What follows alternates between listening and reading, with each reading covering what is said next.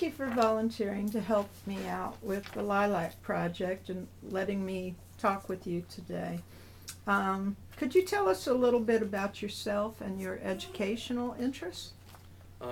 Ever since I was a kid, I've been on the computer, so I knew that I wanted to pursue that as a career. So here I am. I'm an information technology major, focusing on networking and security, information security. Okay. What are your goals when you graduate? Hopefully, I'll end up at a security firm that deals with cybersecurity, maybe eventually a government agency in that capacity. That would be really fun, I think. Important work. Okay, so we're focused on information literacy, which is, well, briefly, we're looking at academic research, how students do research for academic projects. But also in the workplace, research is obviously important, and the ability to locate, evaluate, and use information and acknowledge the source of information is as important, if not more so, in the workplace as it is in college. So what were you taught in high school about conducting research? The education that I got in high school regarding finding information was pretty decent, actually. However, it was sort of limited to a library setting where you could search for sources within the library, sometimes online sources, but not so much. We were not told to use Google as a source primarily. Instead, we were told to use inside sources, things like Galileo or other institutional controlled sources, ones that have already been marked as credible and things like that. Okay. What about in college English, freshman English? We continued on that, so my professors expanded on that knowledge. I can't complain about it. I definitely gained some knowledge from what they told.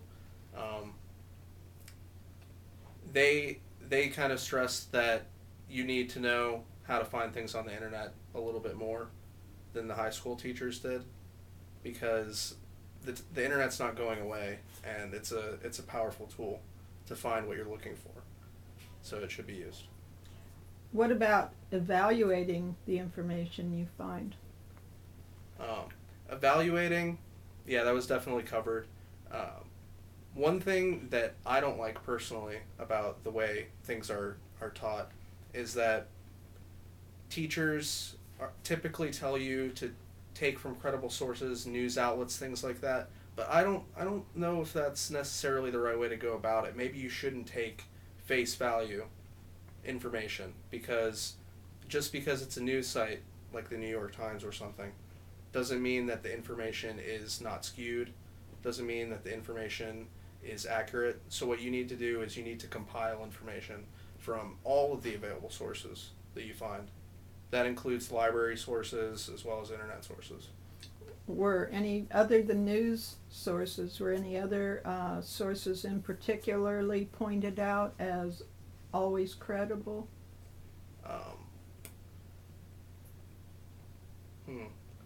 Well, .com websites, it depends if they're credible. Sometimes they may just have a .com domain, but they could be an institution that is credible. Government websites tend to be marked as credible automatically, which again is not maybe the best case to do. And .org and .edu and .net? Yeah, .edu websites were stressed as credible places to go for information, which is understandable because it's a scholastic setting, and you would probably be disappointed if you found uncredible information at a .edu website. And .orgs? Yeah, organizational websites, those tend to be credible as well. But again, the information that they give you there needs to be backed up by further information if you can get it. Did they mention .net sites? Network sites? Mm-hmm. Not really. Okay. Any other classes that you were charged with doing academic research, or where it was you were taught anything else about it? Hmm. Like first year experience or history or?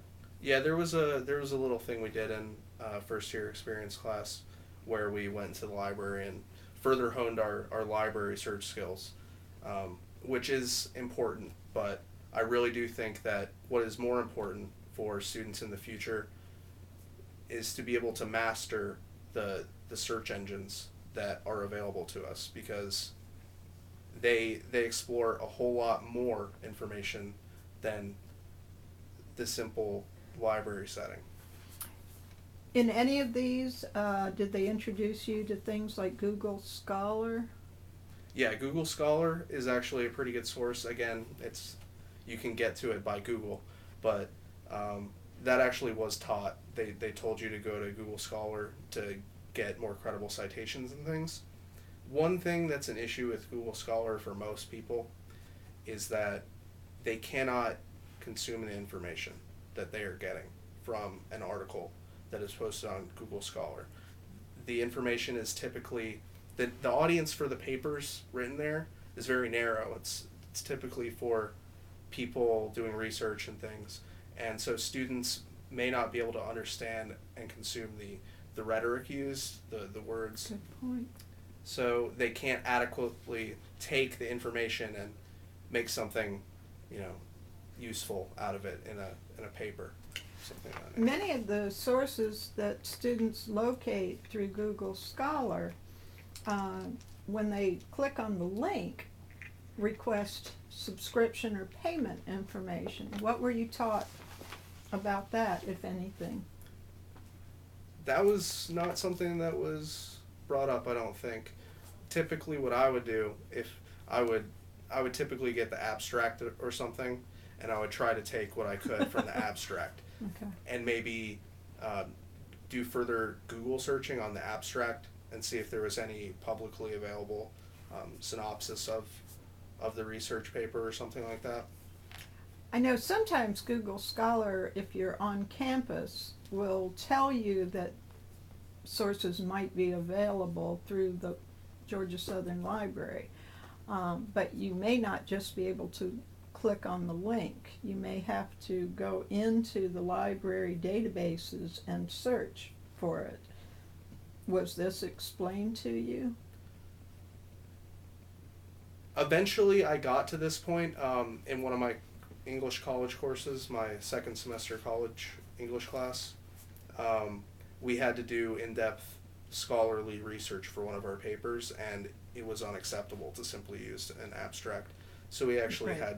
we had to use, we actually had to locate the article and whatnot within the library setting, Galileo, things like that, where we saw the entire thing. So yeah. And what about interlibrary loan? If our library did not have an article or book that you particularly wanted to use, were you taught about interlibrary loan? A, and B, did you have enough time or patience to wait for interlibrary loan to get you the source? I wasn't aware of interlibrary loan. What is that used for? Would that be things like government documents or things that you need to import? Generally, interlibrary loan, if you locate an article in a journal, magazine, newspaper, etc., that is not in our library, you can request a copy. Okay. If it is an article, nowadays they will email you a PDF of the article, and that is usually just a few days. If it's a book, they will physically, they're from another library, university library that works with us, they will physically get a copy and they'll email you when it arrives in the library, and you just check it out like you would any other book. I wasn't aware of that service, but that's a pretty good service. I'm glad that it is offered.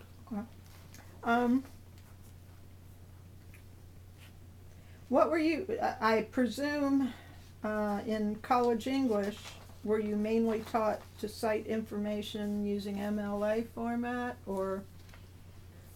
Typically, MLA format was the required citation, and any student could tell you that's very painful, the process of getting it correct and whatnot.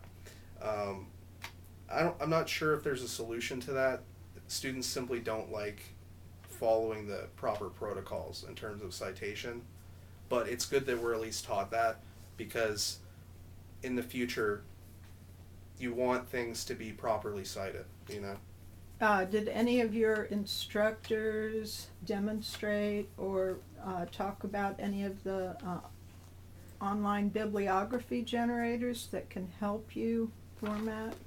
Typically the teachers would not support those, because they were of the opinion that if you physically did it step by step, you would come away learning more than if you simply used an auto generator. But it is a tool, and when you're doing a job and you need tools, that could be a good one to use, I think.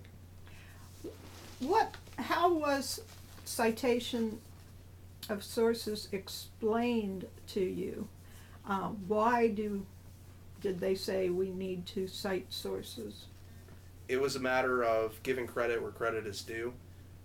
If you were to take a large chunk of information and simply steal it, that's unacceptable. So proper citation is necessary.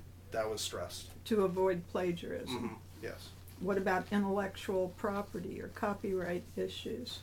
It wasn't discussed in a class setting. Any information that I myself know about information, property, copyright, things like that, I've learned on my own, solo learning, and the internet is a good place to learn about things like that. At any time, did any of your instructors present the act of citing sources as rhetorical or important in how you support your arguments? I don't know if it was ever talked to me like that, but it was sort of implied, because if you were using sources that were completely uncredible, just unknown extensions or something, a website with no author listed or things like that, the paper is not held up well. So using more credible sources makes your own work definitely more reliable. reinforcement. Okay. So, as an IT major, what do you think faculty and librarians should know or do about student research? How we teach it, how we support it? What do we need to do more of, less of, better? Well, I think you guys have done very well in creating a system for students to find sources within the library setting, both just in a physical library and using online tools to access other libraries and things of that nature. There needs to be classes on how to actually use search engines, because they will use search engines regardless of if there's a library source or not. So if they are taught and they refine these skills over many, many years, eventually they'll become powerful information seekers, just naturally, because the internet's not going away. I hope not. I've come to rely on it constantly. Anything else that you'd like us to know? There's a lot of information on Google and whatnot. You just have to know how to find it, and sometimes the students know more than the teachers that information is available on Google. If I remember from your rap video that we collected anonymously, you didn't know they were called Boolean operators, but you made extensive use of search strings, Boolean operators, the plus and the quotation marks and things like that. How did you learn that? It's really hard to say, because I was not taught that in any classes or courses. the nature of the internet is that we are just being bombarded with images and things like that. So really, I just think as I was surfing the internet as a kid, I may have stumbled across an infographic and a picture with information, and it explained how to actually do complex Google searches to find information that may have been hidden from a bland search term or things of that nature. So you kind of figured it out from there. Mm-hmm. Great. Thank you so much. I really appreciate your help with this project. And I wish you luck in your future academic and workplace career endeavors. And I hope you will keep in touch with me and let me know how you fare. Thank you very much.